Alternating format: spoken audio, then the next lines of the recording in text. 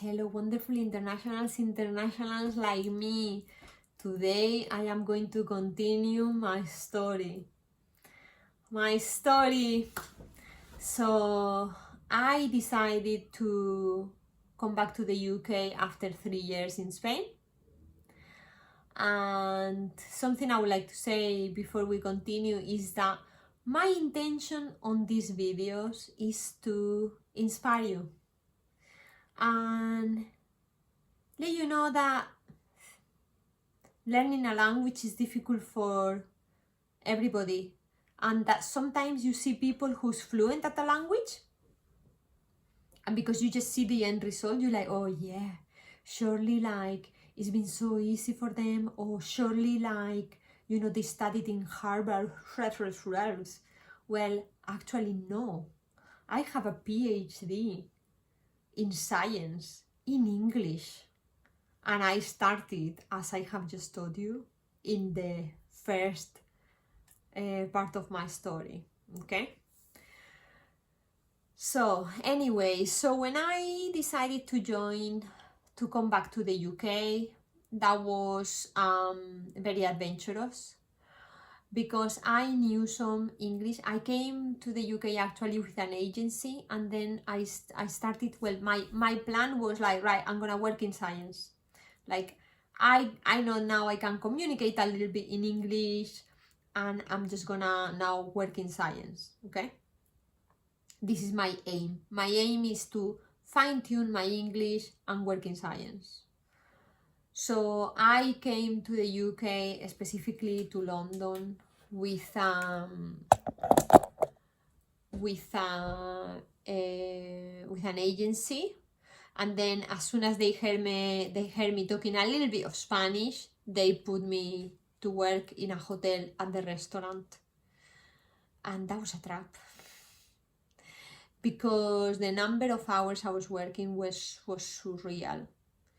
It was like split shifts. Some days in the week I will finish at 3 a.m.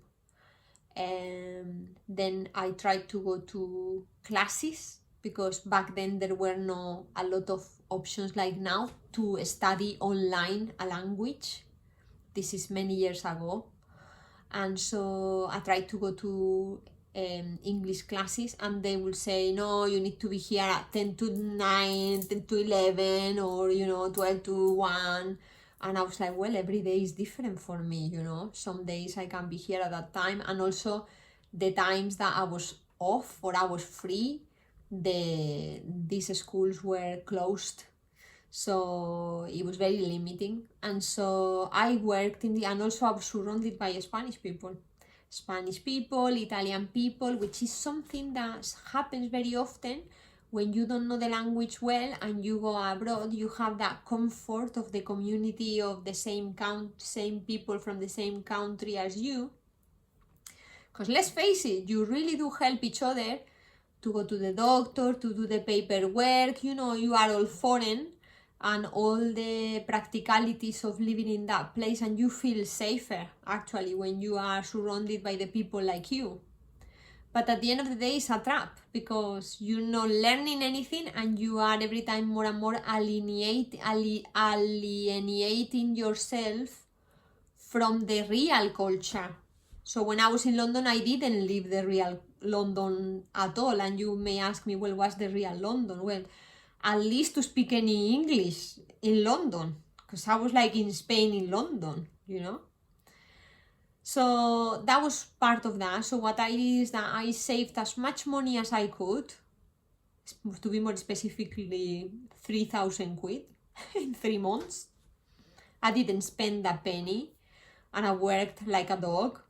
And then I arranged for the cheapest English course in the whole of the UK, and that was Cardiff. I love my Welsh wonderful community, and that was in Cardiff for whichever reason. I mean, not by much difference. I just literally went for the cheapest that there was there, but it could have been any other place in England, you know. But it just happened that I was in London, I looked at Cardiff, it looked beautiful, it had a castle, There were direct flights to Alicante. The course was the cheapest that I saw, like literally by cents. And so I thought, you know what, off I go to Cardiff. And so I packed my 2 suitcases 3 months after being in London, and off I went to Cardiff to a full-time English course. Then yes, I was into business with no job and knowing no one, on my own. And what I did was to arrange accommodation with a family, with a local family, because I wanted to speak English, I wanted to practice, I wanted to learn. So I was like, I'm going intensive here.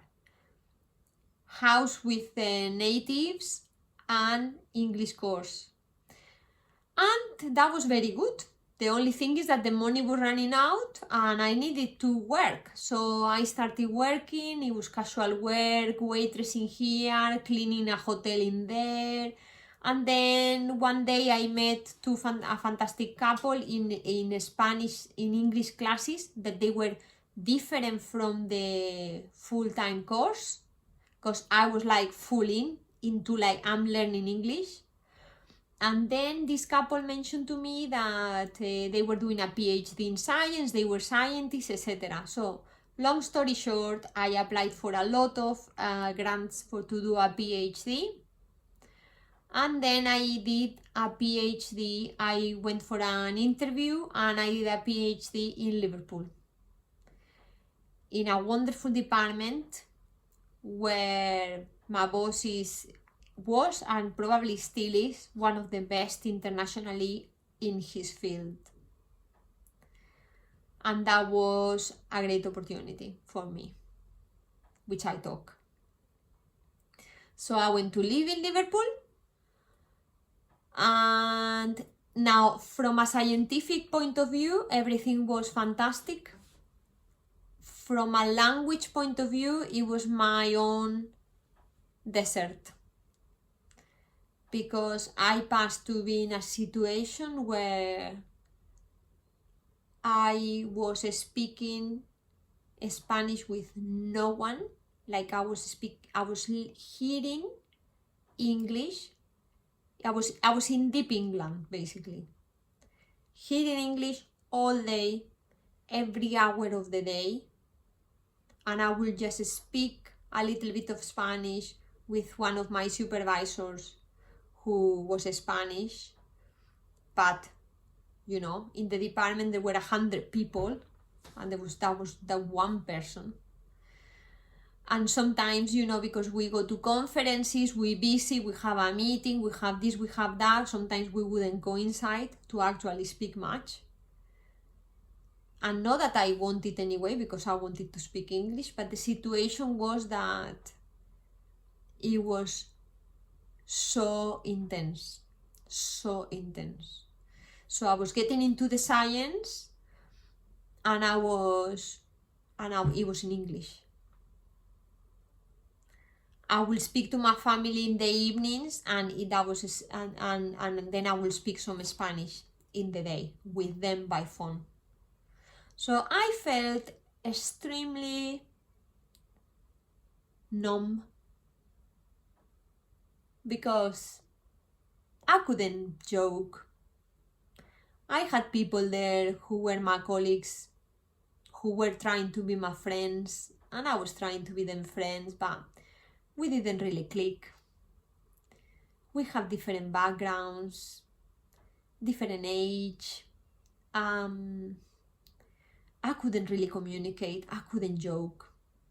They will joke and I'll find what they said to me offensive, or vice versa. I will say a joke. The etiquette there was extremely important. That's why I do some etiquette videos, because I think that, as well as the language, that's super important to be able to communicate, so to put the language into practice.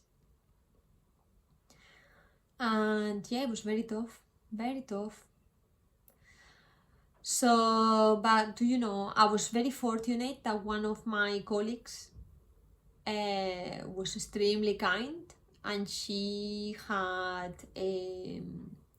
she had Indian origin, and although she was British, her parents were both Indian, and she really connected with me and gave me a hand. She really helped me, because then she had the patience to, whenever I was trying to say something, instead of laughing at me, instead of joking, she would say to me, what is it exactly that you mean? What is it that you want to say? And then I will say, well, I was trying to say this, I was trying to say that, and then she'll say, here we say that. Yeah. And so I was able to say the right thing. Yeah. And then doors start really opening for me when I was able to say the right sentence, to use the right word, because English language is so subtle, so subtle. You know, like Spanish language is very difficult, I know. Like, it has some very funky verbs. I mean, for you guys, you have it tough, I know. But for me, it was the vocabulary and the subtleness of the language, you know, because I knew how to say I want to eat, I want a tea. It sounded very rigid, you know. I'll say I want a coffee, or we have break now. It was very non-flowing. Okay, and what this friend did with me was that she was teaching me, and I was very curious, because please don't think that now you're gonna think, oh yeah, well, now I just need to meet a friend. No, I was curious. I mean, we met and we got into that point, because if it wouldn't have been this friend of mine, it would have been another friend, because I was constantly looking for answers, you know. Although I was being like having language slaps left, right, and center, because I've been mocked. I have never been mocked so much in my whole life.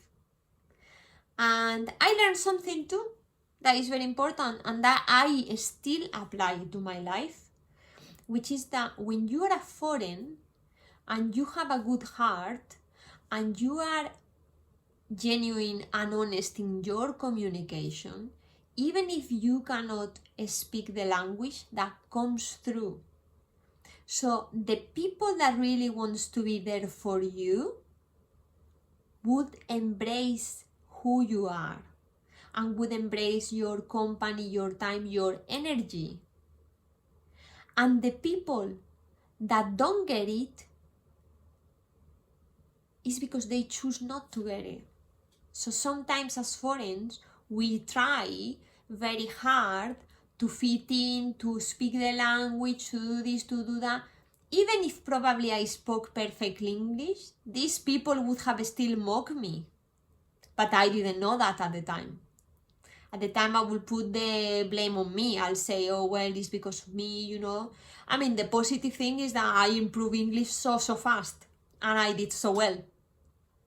And if any of these people is watching my video now, I don't feel any, you know, I don't have any resentfulness towards them, because I think, as I have said in another video earlier, that culture shock happens to everybody. Culture shock is a situation that happens to the foreigner that arrives into a new setting, and then what they expect to find or what they used to is not there, and it's like shock. But the culture shock also happens to the locals that are used to interact in such a way, and there is that foreign, which, pardon my French, is a pain in the arse, trying to talk to you, trying to do this and that. And so they also were getting culture shock. So I don't want to say in this video like I was like a saint and they were like very bad. None of that. And I actually, you know, love them and respect them. And I wish them the very best, to all of them, you know. It's just, as a foreign, basically what I'm trying to say is that if you are in this situation, I mean, from my experience and from my story, I will say that you need to keep going. Just keep going learning, keep going, and align with the people who is emotionally intelligent enough to want to be next to you, and the people who is emotionally intelligent enough to want to give you a hand, and who want to ask you what do you mean and explain you things. There are loads of things, loads that are not in any book, loads of things that are not in any, course. And in a way, this is one of the reasons why I am doing these YouTube videos, because I am here to explain and to teach you things that are not in the books. In my Spanish, obviously this is my story video, so I'm not teaching you much Spanish here, but I hope to inspire you, yes? But in my other videos, I try to use words that we use in everyday Spanish. I try to use, if I'm gonna conjugate a verb, I put a verb that I know is used, because what is the point for you to learn the verb cantar, which is to sing? How many times do you use the verb cantar? Are you walking about saying, I sing, you sing? No. But how many times do you use the verb comprar? You are constantly using comprar. I'm gonna buy this, I'm gonna buy that, yeah? I know that there may be some courses there that are fantastic, I may be not aware, but I've not seen them. And from my experience, I know what is out there. So yes, so that was my PhD, and this situation of social awkwardness due to the unawareness of the subtleness of the language was prolonged for many years after. But it is true that my proficiency in the communication, my understanding of the etiquette, my understanding of the subtleness of the language was improving, I will dare to say every day. Yeah. I remember sometimes also trying to write a very formal email to my boss and not knowing. Maybe it was something tricky. Maybe I got paid less. So I had to say, dear prof, blah, blah, blah, could you please contact the admin team, because I got paid 3,000, I got paid 1,000 pounds less this month and I don't have enough for my rent. And I didn't know how to articulate that. And that was very tricky, and something I found super invasive or, intimidating was that I had to ask someone, could you please correct that? Could you please check my email and correct it? Because I felt I was between a rock and a hard place. Because I had two options: to send the email incorrectly to my boss, or to show my very personal email to a colleague who then knew all of my business.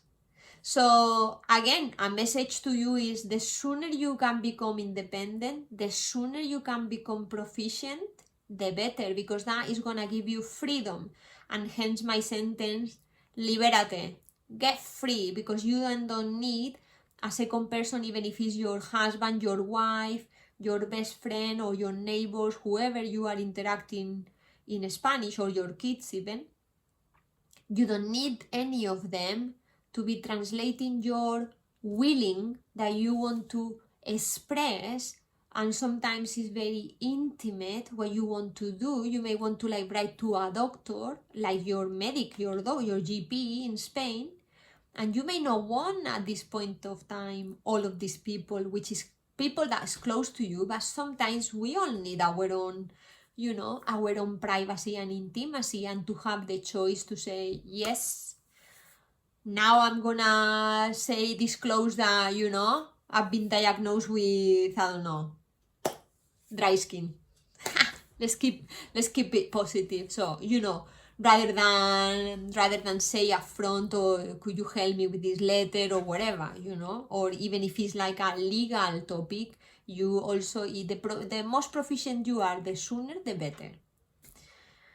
So yeah, that was me. And something that really helped me over the time was my curiosity and my enjoyment of spending time with the locals, you know, because what I was talking before, I was at work, that was 8 hours at work, so I was stuck in there, so I had no option but to share a space with these colleagues, you know, but in my free time, I will always choose, if I could, to spend time with locals. You know, go for a coffee, go for a roast beef. I wanted to understand what was the traditions of them. And I think they also like my company too, you know. It wasn't easy to have local friends as a foreign sometimes as well, because people have their own life.